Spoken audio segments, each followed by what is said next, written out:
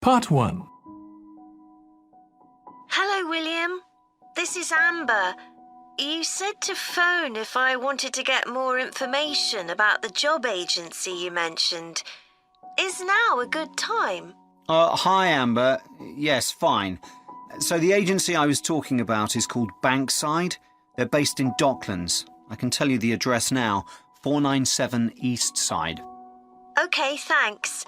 So is there anyone in particular I should speak to there? The agent I always deal with is called Becky Jameson.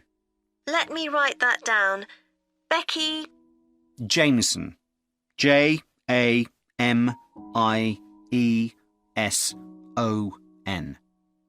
Do you have her direct line? Yes, it's in my contacts somewhere. Right, here we are. 07866 510 333. I wouldn't call her until the afternoon if I were you. She's always really busy in the morning trying to fill last-minute vacancies. She's really helpful and friendly, so I'm sure it would be worth getting in touch with her for an informal chat. It's mainly clerical and admin jobs they deal with, isn't it? That's right. I know you're hoping to find a full-time job in the media eventually, but Becky mostly recruits temporary staff for the finance sector, which will look good on your CV, and generally pays better too. Yeah, I'm just a bit worried because I don't have much office experience. I wouldn't worry. They'll probably start you as a receptionist or something like that. So what's important for that kind of job isn't so much having business skills or knowing lots of different computer systems. It's communication that really matters, so you'd be fine there. And you'll pick up office skills really quickly on the job. It's not that complicated. OK, good. So how long do people generally need temporary staff for? It would be great if I could get something lasting at least a month. That shouldn't be too difficult. But you're more likely to be offered something for a week at first, which might get extended. It's unusual to be sent somewhere for just a day or two. Right. I've heard the pay isn't too bad. Better than working in a shop or a restaurant. Oh yes, definitely. The hourly rate is about £10, $11 if you're lucky. That's pretty good. I was only expecting to get £8 or £9 an hour. Do you want me to tell you anything about the registration process? Yes, please. I know you have to have an interview. The interview usually takes about an hour, and you should arrange that about a week in advance. I suppose I should dress smartly if it's for office work. I can probably borrow a suit from Mum. Good idea. It's better to look too smart than too casual. Will I need to bring copies of my exam certificates or anything like that? No, they don't need to see those, I don't think. What about my passport? Oh yes, they will ask to see that. OK. I wouldn't get stressed about the interview, though. It's just a chance for them to build a relationship with you, so they can try and match you to a job which you'll like. So there are questions about personality that they always ask candidates, fairly basic ones. And they probably won't ask anything too difficult, like what your plans are for the future. Hope not. Anyway, there are lots of benefits to using an agency. For example, the interview will be useful because they'll give you feedback on your performance so you can improve next time. And they'll have access to jobs which aren't advertised. Exactly. Most temporary jobs aren't advertised. And I expect finding a temporary job this way takes a lot less time. It's much easier than ringing up individual companies. Yes, indeed.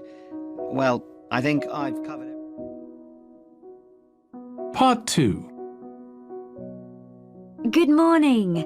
My name's Erica Matthews, and I'm the owner of Matthews Island Holidays, a company set up by my parents. Thank you for coming to this presentation, in which I hope to interest you in what we have to offer. We're a small family-run company, and we believe in the importance of the personal touch. So we don't aim to compete with other companies on the number of customers. What we do is build on our many years' experience, more than almost any other rail holiday company, to ensure we provide perfect holidays in a small number of destinations, which we've got to know extremely well. I'll start with our 6-day Isle of Man holiday. This is a fascinating island in the Irish Sea, with Wales to the south, England to the east, Scotland to the north, and Northern Ireland to the west. Our holiday starts in Heysham, where your tour manager will meet you. Then you'll travel by ferry to the Isle of Man. Some people prefer to fly from Luton instead, and another popular option is to go by train to Liverpool and take a ferry from there. You have 5 nights in the hotel, and the price covers 5 breakfasts and dinners and lunch on the 3 days when there are organised trips. Day 4 is free, and most people have lunch in a cafe or restaurant in Douglas. The price of the holiday includes the ferry to the Isle of Man, all travel on the island, the hotel, and the meals I've mentioned. Incidentally, we try to make booking our holidays as simple and fair as possible, so unlike with many companies, the price is the same whether you book 6 months in advance or at the last minute, and there's no supplement for single rooms in hotels.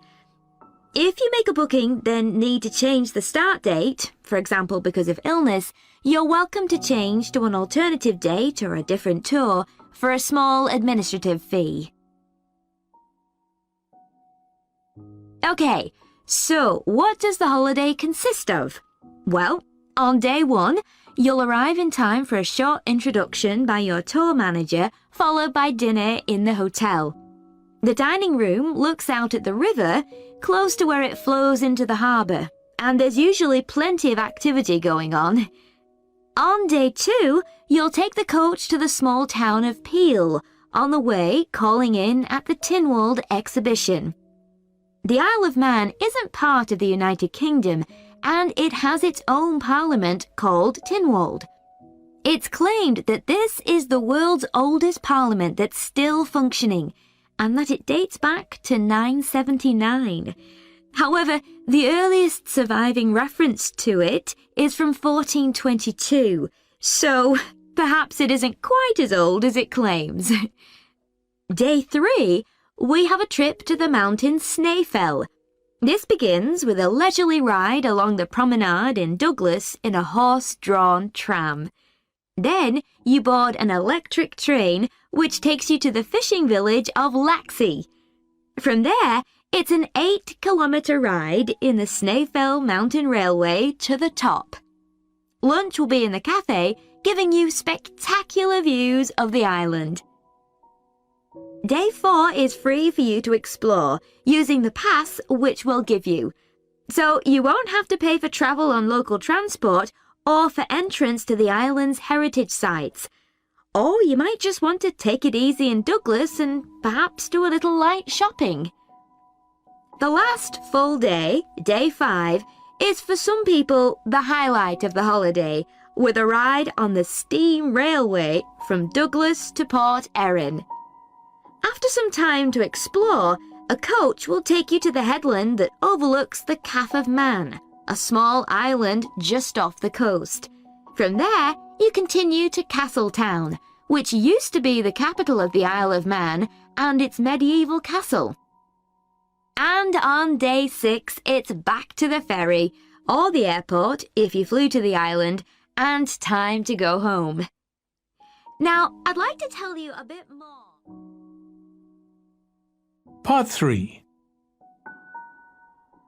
Ed, how are you getting on with the reading for our presentation next week? Well, okay, Ruth, but there's so much of it. I know. I hadn't realised birth order was such a popular area of research. But the stuff on birth order and personality is mostly unreliable. From what I've been reading, a lot of the claims about how your position in the family determines certain personality traits are just stereotypes, with no robust evidence to support them. OK, but that's an interesting point. We could start by outlining what previous research has shown. There are studies going back over 100 years. Yeah, so we could just run through some of the typical traits. Like the consensus seems to be that oldest children are generally less well-adjusted because they never get over the arrival of a younger sibling. Right, but on a positive note, some studies claim that they were thought to be good at nurturing. Certainly in the past, when people had large families, they would have been expected to look after the younger ones. There isn't such a clear picture for middle children, but one trait that a lot of the studies mention is that they are easier to get on with than older or younger siblings. Generally eager to please and helpful, although that's certainly not accurate as far as my family goes. My middle brother was a nightmare, always causing fights and envious of whatever I had. As I said, none of this seems to relate to my own experience. I'm the youngest in my family, and I don't recognise myself in any of the studies I've read about. I'm supposed to have been a sociable and confident child who made friends easily, but I was actually terribly shy. Really? That's funny. There have been hundreds of studies on twins, but mostly about nurture versus nature. There was one on personality which said that a twin is likely to be quite shy in social situations because they always have their twin around to depend on for support. My cousins were like that when they were small. They were only interested in each other and found it hard to engage with other kids. They're fine now, though. Only children have had a really bad press. A lot of studies have branded them as loners who think the world revolves around them because they've never had to fight for their parents' attention. That does seem a bit harsh. One category I hadn't considered before was children with much older siblings. A couple of studies mentioned that these children grow up more quickly and are expected to do basic things for themselves, like getting dressed. I can see how that might be true, although I expect they're sometimes the exact opposite, playing the baby role and clamouring for special treatment. What was the problem with most of these studies, do you think? I think it was because, in a lot of cases, data was collected from only one sibling per family, who rated him or herself and his or her siblings at the same time. Some of the old research into the relationship between birth order and academic achievement has been proved to be accurate, though. Performances in intelligence tests declined slightly from the eldest child to his or her younger siblings. This has been proved in lots of recent studies. Yes, although what many of them didn't take into consideration was family size. The more siblings there are, the likelier the family is to have a low socio-economic status, which can also account for differences between siblings in academic performance. The oldest boy might be given more opportunities than his younger sisters, for example. Exactly. But the main reason for the marginally higher academic performance of oldest children is quite surprising, I think. It's not only that they benefit intellectually from extra attention at a young age, which is what I would have expected. It's that they benefit from being teachers for their younger siblings by verbalizing processes. Right. And this gives them status and confidence, which again contributes in a small way to better performance. So, would you say sibling rivalry has been a useful thing for you? I think so. My younger brother was incredibly annoying, and we fought a lot. But I think this has made me a stronger person. I know how to defend myself. We had some terrible arguments, and I would have died rather than apologise to him. But we had to put up with each other, and most of the time we coexisted amicably enough. Yes, my situation was pretty similar. But I don't think having two older brothers made me any less selfish. I was never prepared to let my brothers use any of my stuff. That's perfectly normal, whereas sometimes...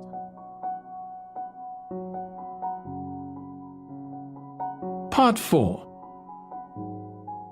Today, I'm going to talk about the eucalyptus tree. This is a very common tree here in Australia, where it's also sometimes called the gum tree.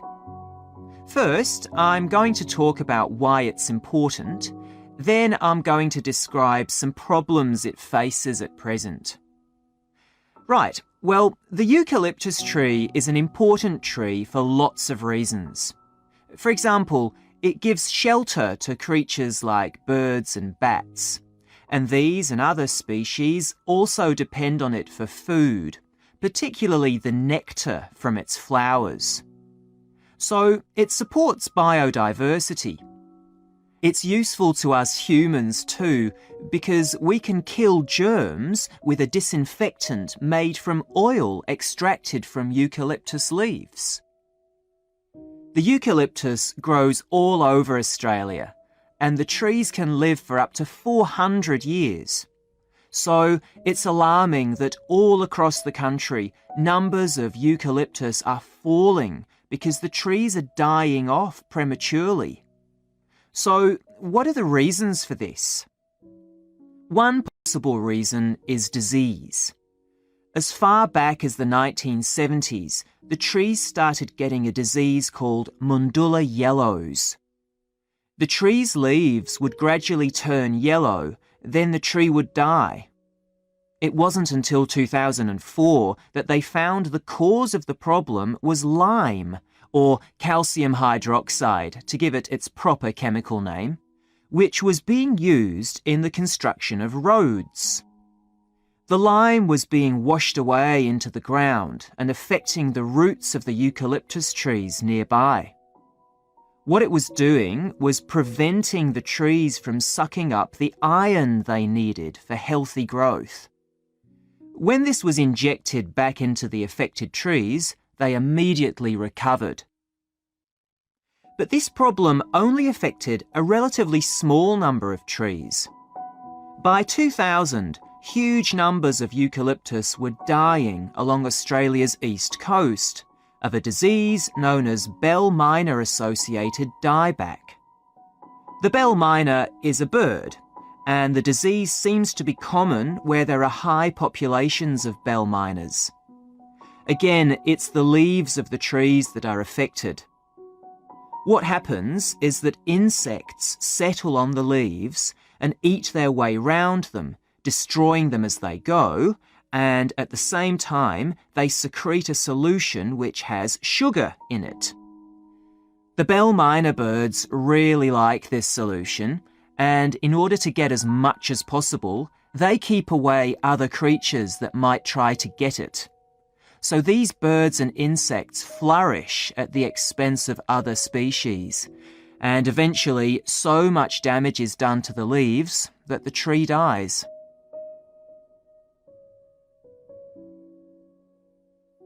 But experts say that trees can start looking sick before any sign of bell miner-associated dieback. So it looks as if the problem might have another explanation. One possibility is that it's to do with the huge bushfires that we have in Australia. A theory proposed over 40 years ago by ecologist William Jackson is that the frequency of bushfires in a particular region affects the type of vegetation that grows there. If there are very frequent bushfires in a region, this encourages grass to grow afterwards, while if the bushfires are rather less frequent, this results in the growth of eucalyptus forests. So why is this? Why do fairly frequent bushfires actually support the growth of eucalyptus? Well, one reason is that the fire stops the growth of other species which would consume water needed by eucalyptus trees. And there's another reason. If these other quick-growing species of bushes and plants are allowed to proliferate, they harm the eucalyptus in another way by affecting the composition of the soil and removing nutrients from it. So some bushfires are actually essential for the eucalyptus to survive as long as they are not too frequent. In fact, there's evidence that Australia's Indigenous people practiced regular burning of bushland for thousands of years before the arrival of the Europeans. But since Europeans arrived on the continent, the number of bushfires has been strictly controlled. Now, scientists believe that this reduced frequency of bushfires to low levels has led to what's known as dry rainforest, which seems an odd name as usually we associate tropical rainforest with wet conditions. And what's special about this type of rainforest? Well, Unlike tropical rainforest, which is a rich ecosystem, this type of ecosystem is usually a simple one. It has very thick, dense vegetation, but not much variety of species. The vegetation provides lots of shade, so one species that does find it ideal is the bell miner bird, which builds its nests in the undergrowth there. But again, that's not helpful for the eucalyptus tree.